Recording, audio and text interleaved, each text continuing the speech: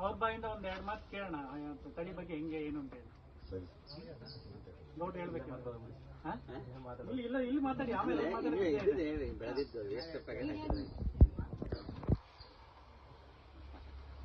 ಇವ್ರು ಹೊಸ ಹೈಬ್ರಿಡ್ ಧೈರ್ಯ ಮಾಡಿ ಹಾಕಿದ್ದಾರೆ, ನಂಬ್ ಹಾಕಿದ್ದಾರೆ. ನಾವು ಅದನ್ನ ಉಳಿಸ್ಕೊಂಡಿದೀವಿ, ತಂದ್ಕೊಂಡಿದೀನಿ. ನೋಡೋಣ ಹೇಳಿ. ಓಕೆ ಅಂದ್ಬಿಟ್ಟು ಈ ಕಂಪ್ನಿ ನಮಗೂ ಮೊದಲು ಭಯ ಇತ್ತು ನಮ್ಮ ಮನರ್ ಕೊಟ್ಟಾಗ. ಇವಾಗ ಅದು ಹಾಕಿ ಬೆಳೆದ್ಮೇಲೆ ನಮ್ಗೆ ತುಂಬಾ ಖುಷಿ ಆಯ್ತೈತೆ. ಇವಾಗ ಮೊದಲನೇ ಟ್ರಿಪ್ ಸ್ಯಾಂಪಲ್ ಒಂದು 20 ಪ್ಲೇಟ್ ತೆಗ್ದಿದ್ದು.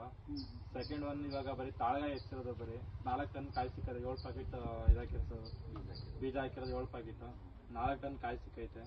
ಮತ್ತು ಇವತ್ತು ಕುಯಿಸ್ಬೇಕು, ಒಳ್ಳೆ ಇಳುವರಿ ಐತೆ, ಗಿಡ ಚೆನ್ನಾಗೈತೆ. ಮತ್ತು ಗ್ರೀನೆಸ್ ಕಾಯಿ ಮೇಯ್ನಾಗಿ ಗ್ರೀನೆಸ್ ಮಾರ್ಕೆಟಲ್ಲಿ ಕೇಳೋದು ಚೆನ್ನಾಗೈತೆ. ಗ್ರೀನೆಸ್ಸು ಮತ್ತು ಕಾಯಿ ಲೆಂತ್ ಆಗ್ಬೋದು, ತುಂಬ ಇಳುವರಿ ಐತೆ, ಚೆನ್ನಾಗೈತೆ.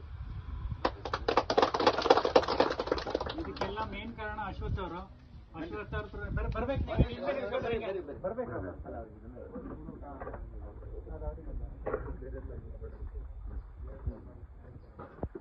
ಇವರು ಧೈರ್ಯ ಮಾಡಿ ನನಗೆ ಪ್ರೋತ್ಸಾಹ ಕೊಟ್ಟು ಮಾಡಿ ಸರ್ ಮಾಡೋಣ ಅಂತೇಳಿ ಇದು ಮಾಡಿದ್ರು. ನಿಮ್ಗೊಂದೆರಡು ಮಾತು ಹೇಳಿದ್ರು.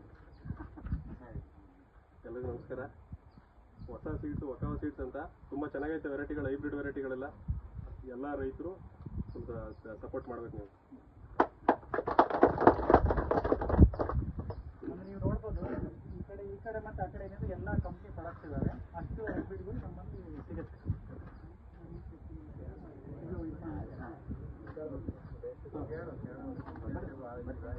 ಎಲ್ಲ ಟೈಮ್ಗೂ 7 ಬರೈತಾ? ಎಲ್ಲ ಟೈಮಲ್ಲಿ 7